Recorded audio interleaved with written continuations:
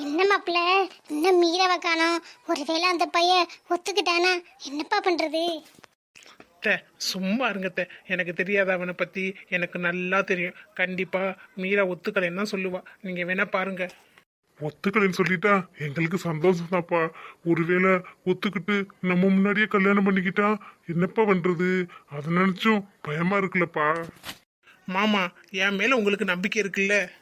உன் மேல நம்பிக்கை இல்லாமையா? இருந்தாலும் பயமா இருக்கும்ல. ஒருவேளை நம்ம முன்னாடியே அவங்க கல்யாணம் பண்ணிட்டு சந்தோஷமா நீங்களே பண்ணி வச்சிட்டீங்க அப்படின்னு சொன்னா என்னப்பா பண்றது? அதுக்கப்புறம் நம்மளால ஒண்ணுமே பண்ண முடியாதே. இப்போ எதுக்கு ரெண்டு பேரும் மாறி மாறி பயந்துக்கிட்டு இருக்கீங்க? நான் தான் சொல்கிறேன்ல, அந்த சிவாவை பற்றி உங்களை விட எனக்கு நல்லா தெரியும். அவன் எதையும் நம்ம கிட்ட இருந்து மறைக்கிறேன். அதோடையும் சொத்துக்காக தான் மீராவை கல்யாணம் பண்ணணும்னு நினைக்கிறேன். அது எனக்கு கான்ஃபிடெண்ட்டாக தெரியும். அதனால தான் இப்படி ஒரு பிட்டை போட்டேன். கண்டிப்பாக அவன் ஒத்துக்கவே மாட்டேன். நீங்கள் எதை போட்டும் குழப்பாமல் இருங்க. கொஞ்ச நேரம் இருங்க. மீரா போராடி பார்த்துட்டு வந்து நம்ம கிட்ட சொல்லுவான். என்னம்மா மீரா, வந்துட்டியா? என்ன பேசுனியாமா? எத்தனை மணிக்கு முகூர்த்தம் எல்லாம் கேட்டுட்டியா? ஆமாம் மீரா, சொன்னால் தானே நாங்கள் எல்லா ஏற்பாடையும் பண்ண முடியும். எங்கள் முறைக்கு ஏதாச்சும் கொண்டுட்டு வரணும்ல, சும்மா வர முடியாதுல்ல. எத்தனை மணிக்கு என்னதுன்னு தெளிவாக கேட்டு சொல்லிட்டியா? அப்புறம் நாங்கள் எல்லாம் சிரிச்ச முகத்தோடு தான் வரணும்னு சொல்லிட்டியா இல்லையா? இவங்க வேற இப்படி கேட்குறாங்களே, இப்போ நான் எப்படி சொல்கிறது? சிவா கல்யாணத்துக்கு ஒத்துக்கலைன்னு. முன்னாடி என்னன்னா அப்பா அம்மா வராமல் இருக்கவுந்தே கல்யாணம் வேணாம், அப்புறம் அவங்க சம்மதத்தோடு பண்ணுவோம்னு சொன்னார். இப்போ பார்த்தா அவங்க வர்றாங்கன்னு சொல்லிட்டேன். அப்படி இருந்து ஒத்துக்க மாட்டேங்கிறாரு. ஒருவேளை இவங்கெல்லாம் சொல்கிற மாதிரி சொத்துக்காக தான்? சீச்சி, இருக்காது. சிவா அப்படிலாம் இல்லை. அப்படி இருந்தால் எனக்கு தெரியாமல் இருக்க போகுது. நான் என்ன சின்ன குழந்தையா என்னை ஏமாத்துறதுக்கு? என்ன மீரா யோசிச்சுட்டே இருக்க? முகூர்த்தம் டைம்லாம் கேட்டியா இல்லையா? நம்ம என்னென்ன வாங்கணும் ஒரு லிஸ்ட்டு போட்டு வாங்கிட்டு வந்துரு. நான் போய் வாங்கிட்டு வந்துடுறேன். அப்புறம் உனக்கு வேறு ஏதாச்சும் வேணும்னா சொல்லு. இவங்க உண்மையிலே பாசம் வந்த மாதிரி கேட்குறாங்களா, இல்லை இவங்க ஏதாச்சும் ஒரு பிளானோடு இருக்காங்களா? எனக்கு ஒன்றுமே புரியலையே. என்னை சுற்றி என்ன நடக்குது? என்ன மீரா, மாப்பிள்ள தான் கேட்டுக்கிட்டே இருக்கார்ல, உனக்கு ஏதாச்சும் வேணும்னா சொல்லு. அப்புறம் என்ன வாங்கணும்னு சொன்னா தானே நாங்க வாங்கிட்டு வர முடியும். அது இல்லைப்பா. பரவாயில்லம்மா, கேட்டு சொல்லு. இல்லைப்பா, இப்போதைக்கு வேணான்னு சொல்கிறாங்க. என்னடி, கரெக்டா மாப்பிள்ள சொல்ற மாதிரியே நடக்குது. அவன் தானே நம்ம வந்தா கல்யாணம் பண்ணிக்கணும்னு சொன்னான்னு சொன்னா, இப்ப வேணும்னு சொல்லிட்டா. இப்ப இதுல இருந்து கரெக்டா சொல்லுது. அசோக் தம்பி சொல்றது கரெக்டு தான். நம்ம மாப்பிள்ள தான் அவனை கரெக்டா புரிஞ்சு வச்சிருக்காரு. அப்ப பணத்துக்காக தான் நம்ம பொண்ணை கல்யாணம் பண்ணணும் அப்படின்னு அவன் சுத்திக்கிட்டு தெரிஞ்சிருக்கான் போல. நல்ல வேலை என் பொண்ணு தப்பிச்சுட்டா. ஆமாங்க, மீரா எப்படியாச்சும் ஒத்துக்க வச்சிருவேன், நீங்க தான் வரீங்கல்ல அப்படின்னு வீராப்பா பேசிட்டு போனா இவளாலே சமாளிக்க முடியலையா? அப்ப அவன் எவ்வளவு பெரிய கேடு கட்டவனா இருப்பேன். என்ன மீரா எப்படி சொல்கிற? அதான் சொத்து பத்துக்கெல்லாம் ஆசைப்படலை. நாங்கள் மட்டும் வந்தால் போதுன்னு சொன்னாங்கன்னு சொன்னேன். இப்போ தான் நாங்கள் சந்தோஷமாக வரோமே. சரி, கல்யாணத்தை முன்னாடி நீ நடத்தணுமா சொல்லு, அதையும் கூட செஞ்சிடலாம் மீரா. இல்லை அசோக் மாமா, அதையும் கூட நான் கேட்டுட்டேன். அவங்க இப்போதைக்கே வேணாம், கொஞ்ச நாள் ஆகட்டும் அப்படின்னு சொல்லிட்டு ஃபோனை வச்சுட்டாங்க. என்னம்மா இப்படி சொல்ற? நாங்க வேணா வந்து பேசுவோமா? வேணா வீட்டுக்கு போனாமா? இல்லைப்பா, வீட்டுக்கு போனாலும் அப்படித்தான். அவங்க அம்மாக்கிட்டே நான் பேசிட்டேன். அவங்களும் அதே தான் சொல்கிறாங்க. நம்ம வீட்டுக்கு போய் பேசினாலும் இதே தாப்பா சொல்லுவாங்க. என்ன மீரா இது? காசு பணத்துக்கெல்லாம் ஆசைப்படலைன்னு சொன்னேன். ஆனால் இப்போ சொத்து கைவிட்டு போகுதுன்னு தெரிஞ்சோன்னே கல்யாணத்தை நிப்பாட்டுறாரு. எனக்கு என்னமோ சந்தேகமாக இருக்குது. ஆனால் உனக்கு இன்னும் சந்தேகம் இல்லையா? இதெல்லாம் சொல்கிறத பார்த்தா எனக்கும் லைட்டாக சந்தேகம் வர மாதிரி தான் இருக்குது. நேற்று வரைக்கும் ஓகே ஓகேன்னு சொன்னவர், இன்னைக்கு மாமா சொல்கிற மாதிரி சொத்தெல்லாம் இல்லைன்னு தெரிஞ்சதும் மாற்றி மாற்றி பேசுகிறாங்க. அவங்க அம்மாவும் இப்படி தான் பேசுகிறாங்க. இத்தனை நாள் பேசுனது வேறு மாதிரி இருந்துச்சு, ஆனால் இன்றைக்கி பேசுனது வேறு மாதிரி இருக்குது. எனக்கு என்னன்னே புரியலையே.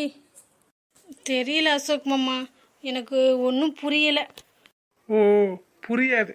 ஏன்னா நீ அப்படி இருந்திருக்க.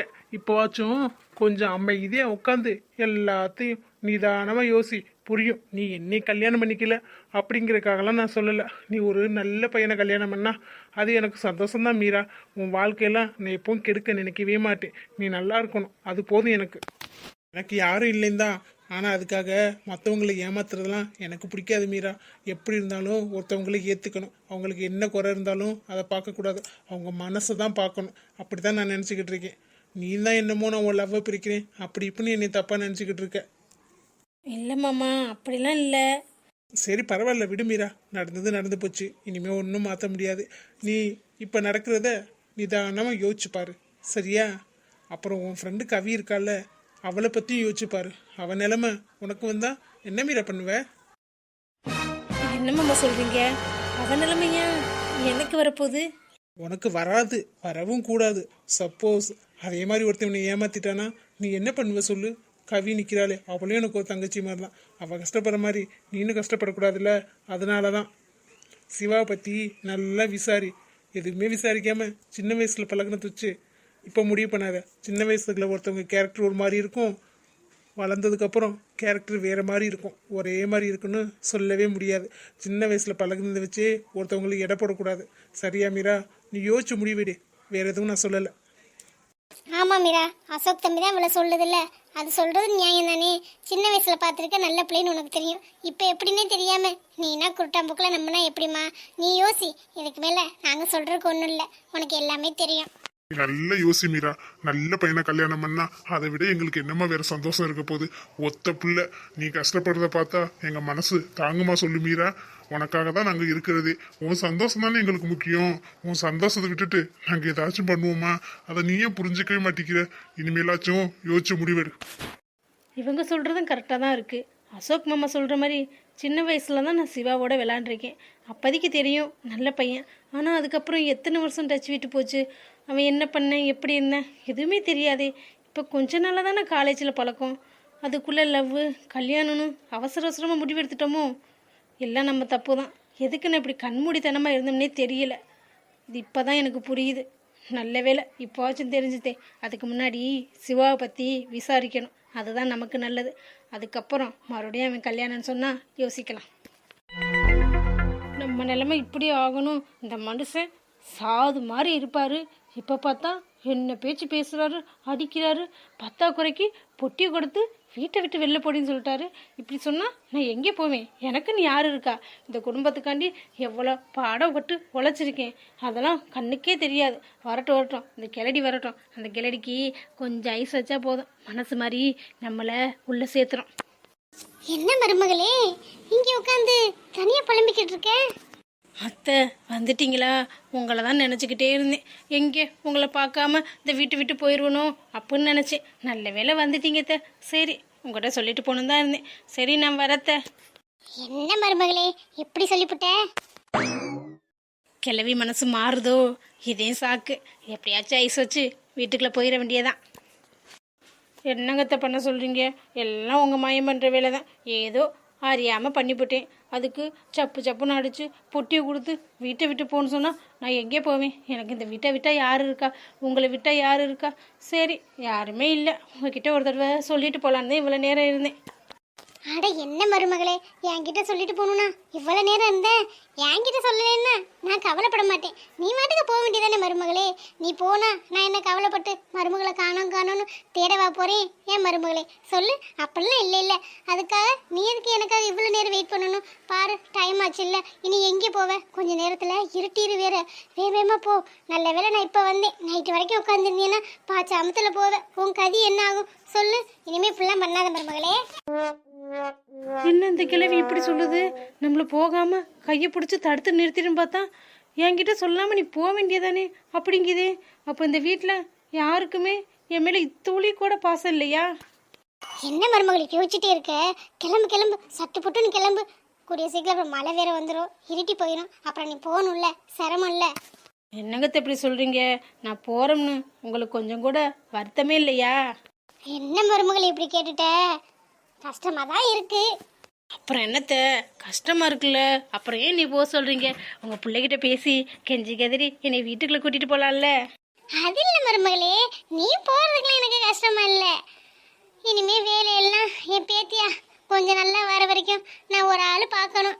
அதை நினச்சி கஷ்டமாக இருக்குன்னு சொன்னேன் மருமகளே. மற்றபடி நீ போகிறத பற்றிலாம் எனக்கு ஒன்றும் கவலை இல்லை.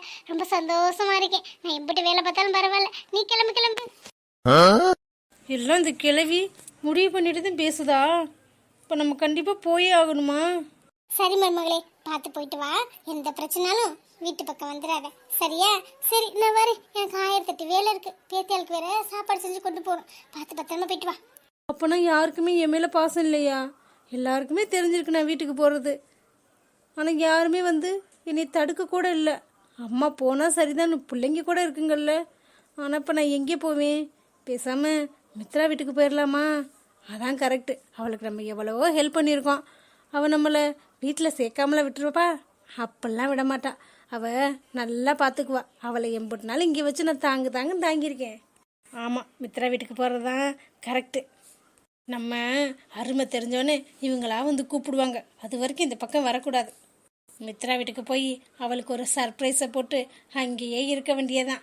அவள் என்னை பார்த்தோன்னே கட்டி பிடிச்சி முத்தம் கொடுத்து, நீங்கள் எவ்வளோ நாள் வேணாலும் இங்கே தங்குங்க ஆண்டி அப்படின்னு சொல்ல போகிறா. எனக்கு என்ன போகிறதுக்கு இடமா இல்லை? நான் என்ன யார் இல்லாதவளா? மித்ரா இருக்கா, அவள் எனக்கு எல்லாமே பண்ணுவாள். இந்த ஆண்டியை நினச்சி அவள் ரொம்ப பெருமைப்படுவாள். பார்த்துக்கலாம் எத்தனை நாளைக்கு இப்படி இருக்காங்கன்னு. இந்த கிளவியால் எத்தனை நாளைக்கு வேலை செய்ய முடியும்? நான் தான் வரணும். பார்த்துக்கலாம். எல்லாரும் சேர்ந்து என்னையவே துரத்துறீங்களா? நீங்களா வந்து என் காலில் வந்து கெஞ்சுவீங்க. அப்போ தெரியும் எனக்கு என்ன போகிறதுக்கு இடம் இல்லைன்னு நினச்சிங்களா? அதெல்லாம் எனக்கு நல்லா இருக்குது. என்னங்க ஆண்டி இப்படி பண்ணி வச்சுட்டு வந்திருக்கீங்க? அதெல்லாம் விட மித்ரா, நடந்துருச்சு. சரி வா வீட்டுக்கு போகலாம். யார் வீட்டுக்கு இப்போ போக சொல்கிறீங்க? அதான் உங்கள் வீட்டில் சேர்க்க மாட்டாங்கல்ல, எப்படி போவீங்க? என்ன மித்ரா அப்படி சொல்கிற? உன் வீட்டுக்கு தான். கொஞ்ச நாளைக்கு உன் வீட்டில் தான் தங்கலான்னு முடிவு பண்ணிட்டேன். வாட்? என்ன அப்படி சொல்கிறீங்க? என் வீட்டுக்கா?